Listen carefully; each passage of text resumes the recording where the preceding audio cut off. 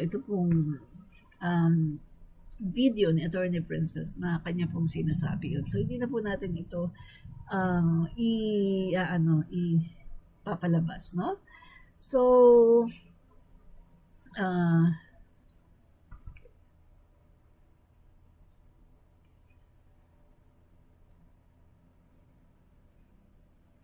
yan. So ngayon po mga kaibigan ay papalabas po natin itong balitaktakan namin ni AJ sa vloggers ng Bagong Pilipinas, no? Guys, no? Sa mga hindi pa po nakanood nito, so panoorin po natin ang aming balitaktakan sa vloggers. Bagong Pilipinas, dito sa Radyo Pilipinas, Radyo Publiko 738. Ayan, magbabreak po tayo para sa ating programa ngayong gabi, no? Una-una, ating muna introduce ang ating bisita, guest co-host natin na si ang napakagaling at bardagulera, si Admin Rich, ang laging naka heart attack mode. Yan. Hello Admin Rich, good evening sa'yo. Hello, good evening po sa inyong lahat, maging sa mga kababayan po natin, Luzon, Visayas at Mindanao, at sa mga kababayan po natin sa buong mundo, OFW. Ayan, no? Siyempre po, itong inyong lingkod na si Prince AJ, ang aking channel sa YouTube at sa TikTok ay AJ13 Vlog, at sa Facebook, itong ating ginagamit tuwing live natin ay itong Prince AJ, no?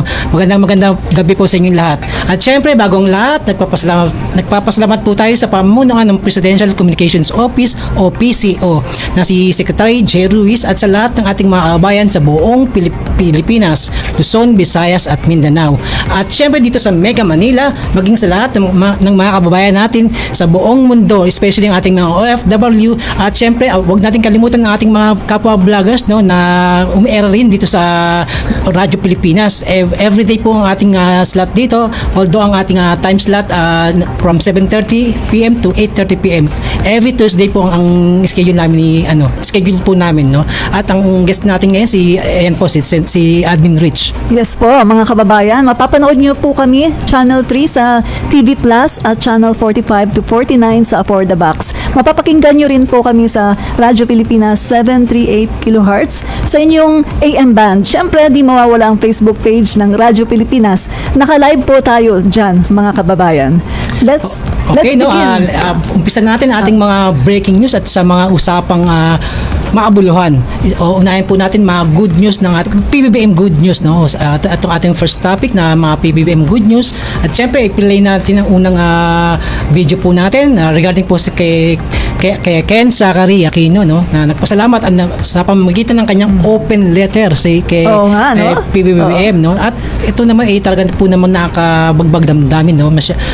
Medyo heartwarming din siya at nakakabilib sa isang bata na magbigay ng pasasalamat o magsabi ng pasasalamat sa ating Pangulong Bongbong Marcos through open letter message. Ayan po, pakinggan po natin.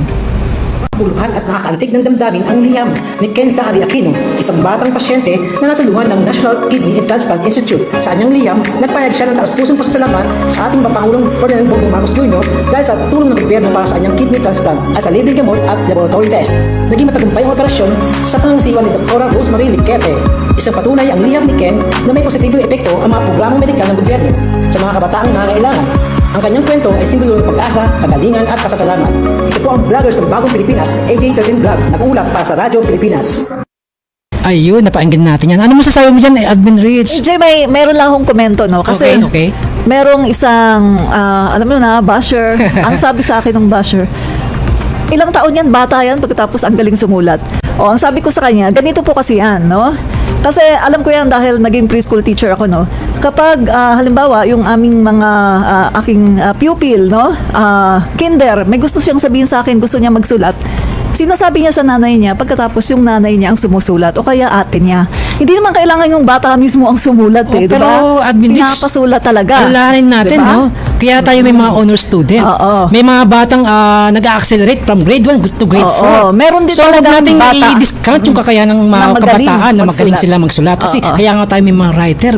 May mga bata, elementary, tagang literary works nila. Ang galing naman talaga. Kaya nananalo sa regional, division, mga ganyan, di ba? Huwag natin i-discount yung kagalingan ng isang batang Pilipino. Correct. Pero alam mo naman kasi, alam mo naman, AJ, may mga basher talaga, no, na hinahanapan talaga ng butas. Lahat ng makita nila na medyo maliit lang na ano ay hahanapan At isang nila ng pagpapatunay butas, yan diba? na mahina siyang tao. Oo. Wala siyang kakayahan nun. Kaya naisip niya bakit ang galing ng bata. Oo, correct ka dyan. Dahil siya mahina. Oo. Hindi niya nakinaya yun nung siya yung elementary o Correct. diba? Ayan, no. At saka isa pa yung si Ken Saari, ang kagandahan dito, no. Ang dami niya pa niyang pangarap eh. Kaya lumalaban siya, di ba? Oo. Lumalaban siya sa buhay niya. Gusto niya pang mabuhay ng matagal. Kahit nagkasakit siya sa kidney, nagkaroon siya ng mga ganyang klaseng problema sa kanyang kalusugan. Pero yung pangarap niya, yung isip niya, matatag. Correct. no? Ikaw, kaya mo ba yun na habang ang sakat-sakat na ng katawan mo, tapos yung pangarap mo, taas pa ng ng Mount Apo? Siyempre, AJ, kaya natin yan kapag mangangarap ka, no? Sabi nga nila, kung mangangarap ka lang din, ay taasan mo na, di ba? Yes, para Yun. hindi mo mabarit yung Oo. pinaka-peak ng pangarap mo, Oo. nasa middle ka naman, may nakahawak ka pa rin. Oo. Hindi Kaya lang, dagdag na kaya dagdag lang ka. AJ, Oo. eto para sa akin, no, personal to. Kaya na-realize ko, no, later part ng buhay ko na kaya pala ako hindi talaga yumaman kasi hindi talaga ako nangarap maging mayaman. Okay. Yun. Kaya Oo. wala akong driving force Okay. para talagang i-push yung sarili ko na yumaman. Kasi wala nga talaga akong pangarap na yumaman. Okay. Ako naman, pinangarap ko naman yan. Hindi ko palang naabot. Ayun yun di ba? Pero by the way, no, sa mga ganitong sa ating mga ganyang klaseng kabataan, ay ipagpatuloy nyo yung mga pangarap nyo.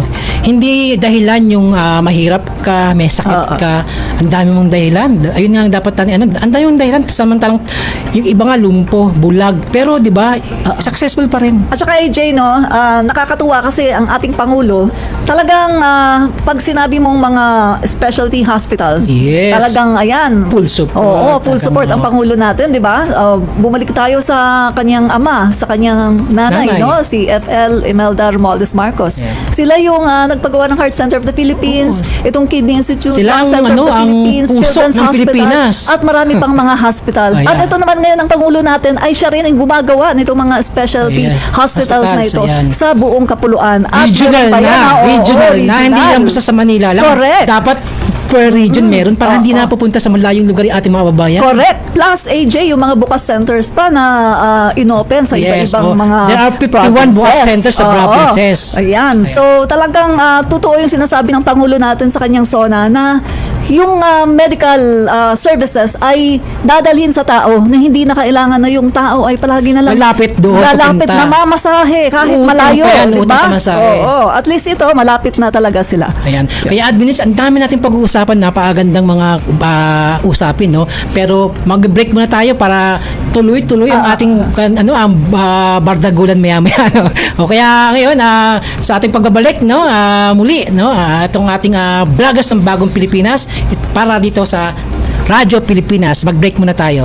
Vloggers ng Bagong Pilipinas. Vloggers ng Bagong Pilipinas. Ayun, no? Magabalik po muli ang ating programa na Vloggers ng Bagong Pilipinas dito lang po sa Radyo Pilipinas.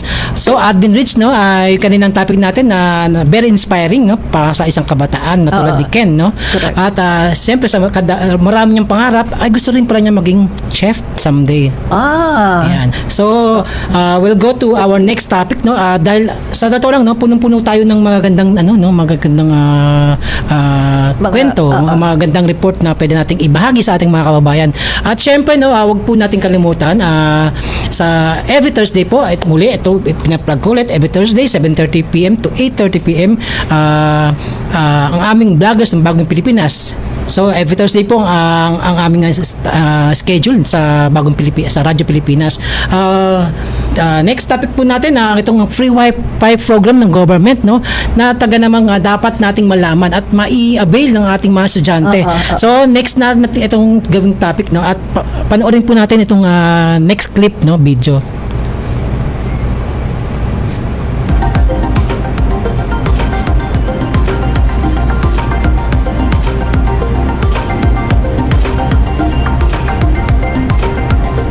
So yan po, no, mga kabayan, nakita po naman natin, no, dinubog na naman ng ang ating mahal na Pangulong Bongbong Marcos sa kanyang pagbisita, no. Picture lang man po itong pinapakita pala natin, no, sa pagbisita sa mga eskwelahan, no.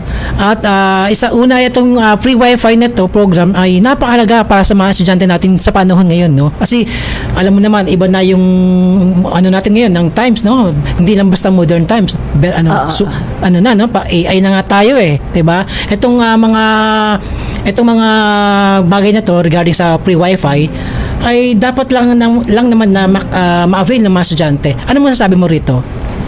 Importante yan, AJ, kasi nga alam naman natin na sa panahon ngayon, ang pag-aaral ng mga kabataan ay andyan na yung kailangan na ng talagang mga gadget, no? Yes. Yung laptop, yung cellphone, yeah. iPad, Yeah.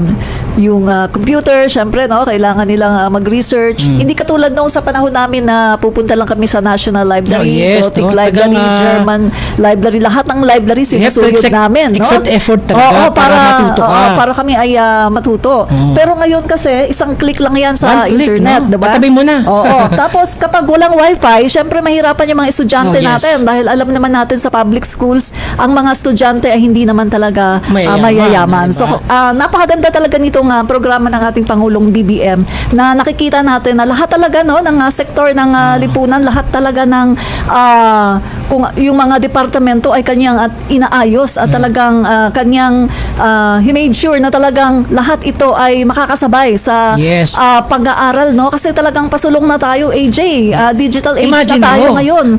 So, importante talaga ang internet. Imagine mo, from the very start ng pag-upo ng ating mahal na Pangulong Bongbong Marcos bilang presidente, ayan talaga yung ini-initiate niya na. Although naging secretary nung nakaraang for 2 years, no, isang si BP Sara na alam naman natin na hindi niya kayang matugdan yung responsibility na inatang sa kanya. Wala siyang kakayahan siguro. Aminado naman siya na wala siyang background or something. Pero bilang secretary kasi, hindi man kailangan genius ka, pero ang kinakailangan mo lang siya, initiative. Effort. Mag-exert ka ng effort. Ano ba yung pangailangan ng ating mga estudyante? Na yung pinatagang kailangan. Diba? Ikaw, ano? So, para sa akin, ito, mabalik tayo dito. Oh, yes, malaking tulong talaga ito.